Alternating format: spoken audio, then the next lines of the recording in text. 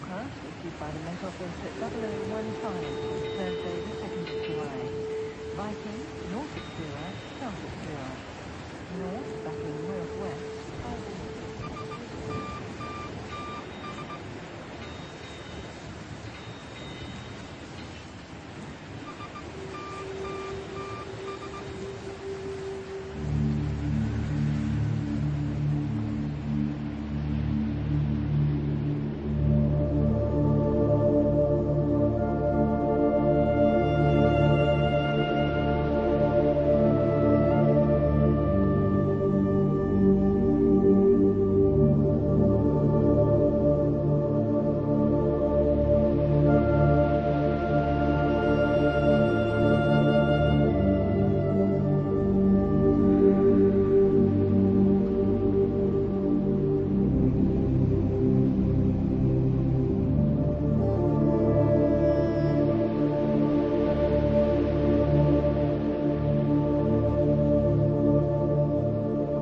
Safe I stand on my island, secure, while warm summer breeze blows from inland meadows, and fragrance from well-rooted trees and plants assure me of peace.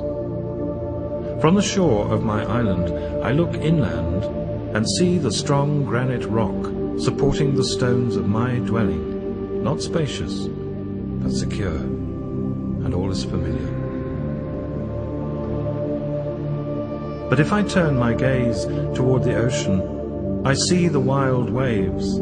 I hear the power of the tides pounding the pebbles of my land. I see storm-tossed crests and tempests beating at bows of broken vessels. I dread the sound of the mariner's cry and fear to hear the sobbings of suffering souls. I long to face the shaded shore, to plant my feet into the safe soil. And yet, have I not looked inland long enough? Is the restless ocean stirring my slumbering soul? Does the spirit move on the face of this dark water to awaken me from comfort sleep?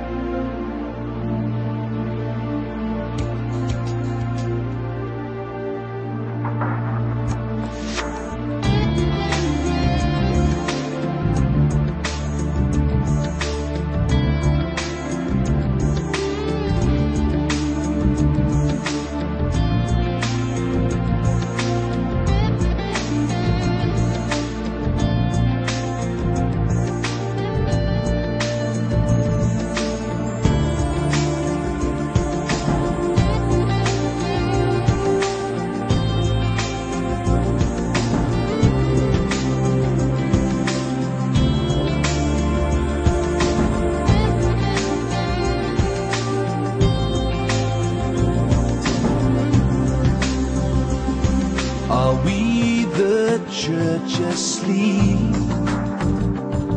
beside the winter's fire, safe in the warmth while the storm is closing, far from the sound of the restless waves? Is faith just noble words, some distance that we keep? Open your eyes for a new awakening. Open the sails and we'll set to sea. Will you answer the call whispered out on the wild wind? Will you answer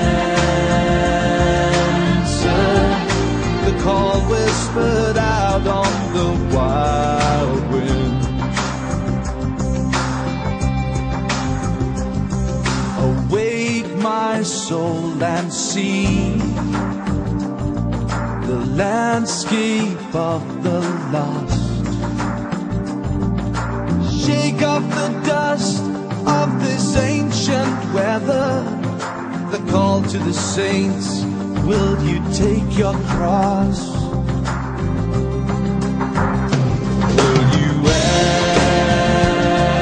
answer the call whispered out on the wild wind? Will you answer the call whispered out on the wild winds? Will you answer the call whispered out on the wild winds? Will you answer the call whispered out on the wild winds?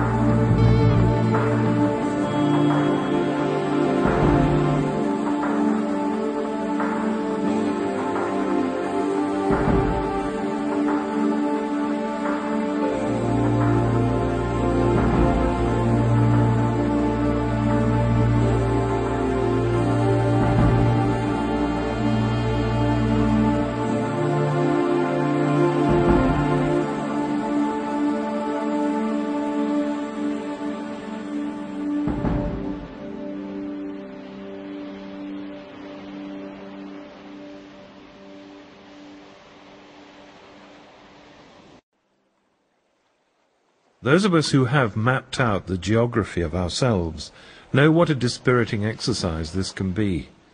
We start off okay, marching boldly towards the edge of our talent or our goodwill or our patience or our generosity, and then suddenly we are brought up short by a precipice, usually at the point where we were just beginning to believe that the firm ground would go on forever.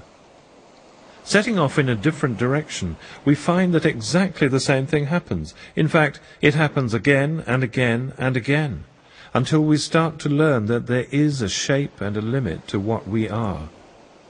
For some, this is a welcome piece of learning. Settle down, get on with it, they would say. But for others, those with the blood of explorers in their veins, it is a kind of prison, kind of island. We look for enough compassion to truly care about the world, and we find a pathetically limited ability to place our arms around the suffering of others. We search for the strength of will to set ourselves and those we hate free from chains of resentment and bitterness, only to find weakness and a cherishing of hurts. We hunt within our hearts for the courage to fight when everything in us wants to lie down, and for the obedience to wait quietly when we're full of anger, but we discover instead a self-indulgence that will have what it is greedy for.